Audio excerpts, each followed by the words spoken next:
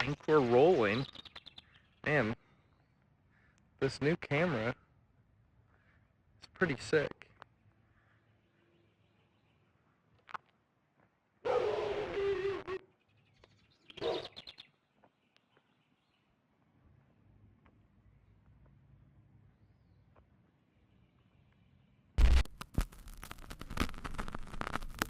Huh.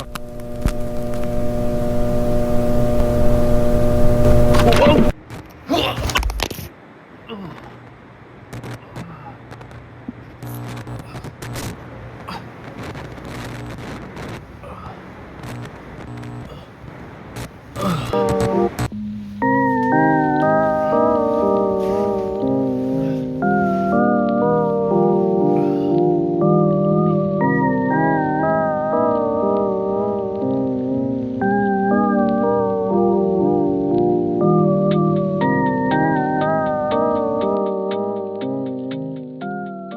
I think I got my camera working again. Well, hey guys, it seems like I've fallen into a sort of Backrooms type situation myself here. I kind of wandered around for a while until I found this exact copy of my set.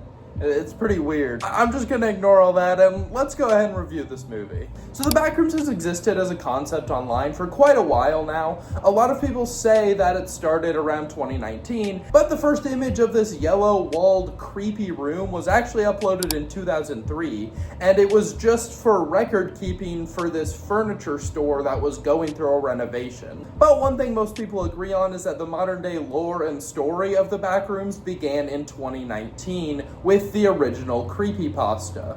If you're not careful and you no-clip out of reality in the wrong areas, you'll end up in the Backrooms, where it's nothing but the stink of old moist carpet, the madness of mono yellow, the endless background noise of fluorescent lights at maximum hum buzz, and approximately 600 million square miles of randomly segmented empty rooms to be trapped in. God save you if you hear something wandering around nearby, because it sure as hell has hurt you. And then when the concept really exploded is when YouTuber Kane Pixels uploaded his now infamous video, The Backrooms, parentheses, found footage. How much further? Like, a little more. right. A little more. You got? Yeah. Whoa!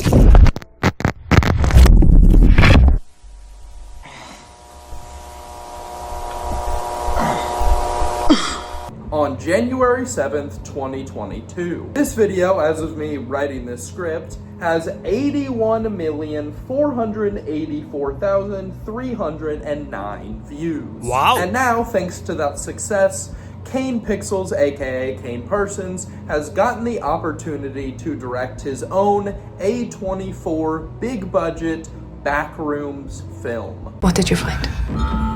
That's what I'm trying to figure out.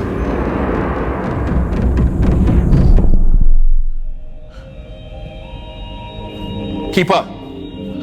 It only gets better. But how good was the movie actually? And did it live up to the hype of these 80 million people who watched the original Backrooms video and became obsessed with this concept? Well, short answer is, it was okay, but let's actually get into specifics, I guess. So Backrooms follows this guy named Clark. He's a down-on-his-luck furniture store owner who's really depressed because his wife divorced him, and he basically just lives in his store and goes to therapy all the time. But one night when he's in the basement of his store, he accidentally slips through a wall into the Backrooms.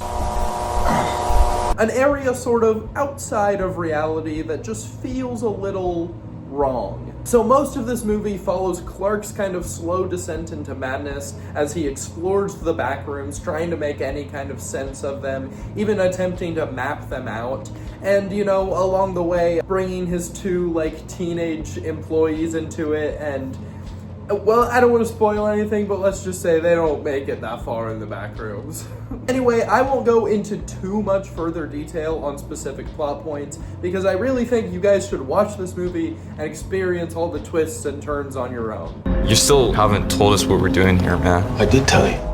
Research. So kind of the problem with discussing this is, it is vague, and everybody and their mother is gonna have their own interpretation of what this movie is about. and I don't want to get like jumped for having the wrong opinion. So let me just preface this by saying this is my take on what the Backrooms symbolism means, and I feel like a lot of other people see it this way too, but you know, if you disagree, you can have your own take on it. That is okay. So for me, the Backrooms is clearly about Clark's own narcissistic and self-centered behavior and personality being the monster all along. While there is a physical entity in the Backrooms actually killing people, it represents Clark's own horrible, warped personality, which is a big aspect of this movie that I do really enjoy. I like unpacking Clark's character and getting to the end of the movie and realizing, oh,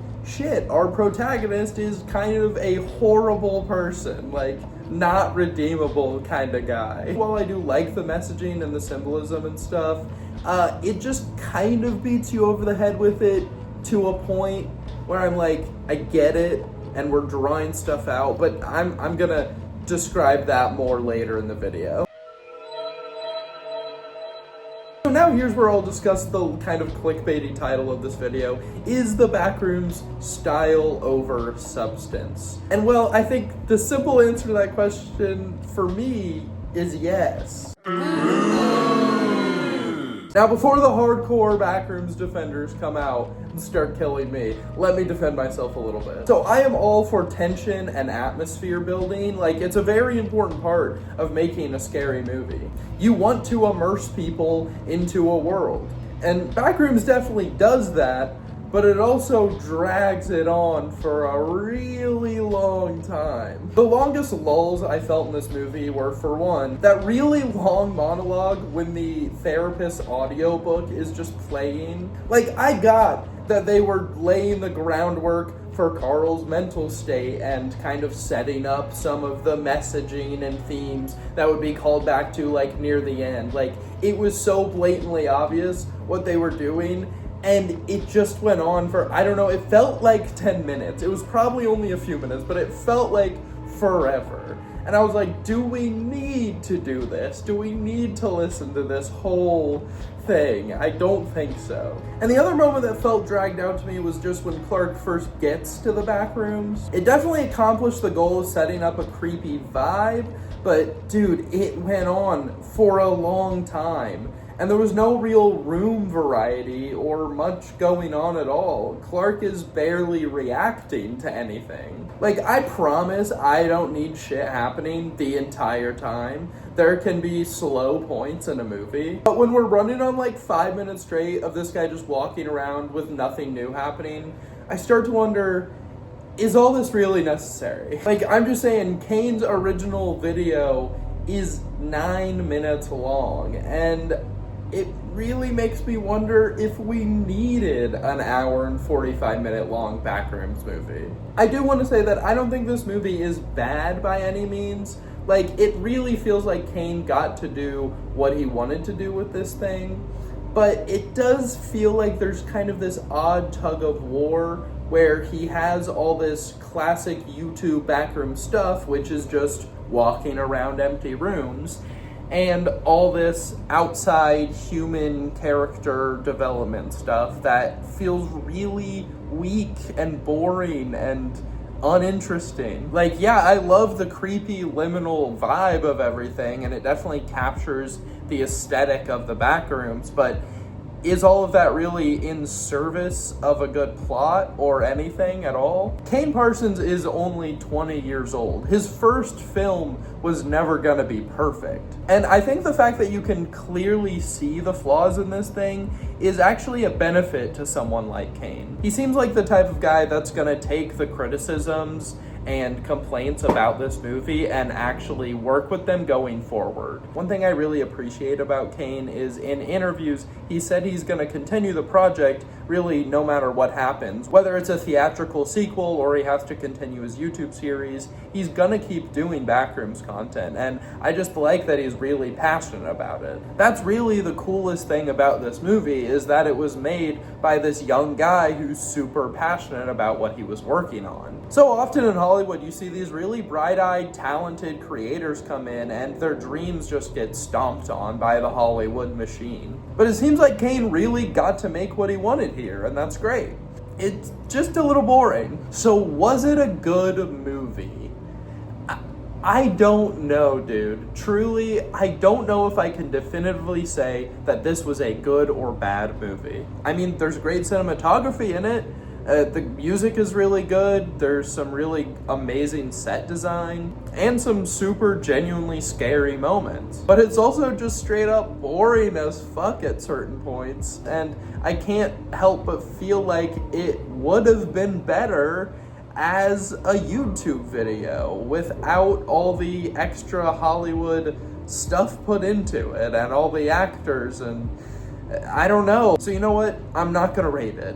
I'm not gonna say Backrooms was good or bad. I'm just gonna say go watch it on your own and form your own opinion. I know that's like the boring review, that's the boring answer, but truly, like, there's some good stuff and there's some bad stuff. It's not an awful movie, but it's not an amazing movie either.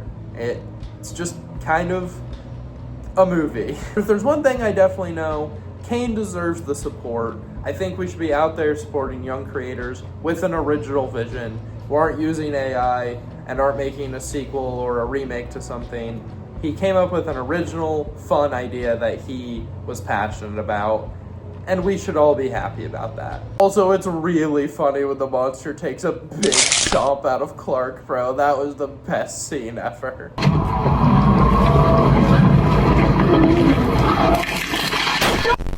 Was that the bite of 87? How much further? Like,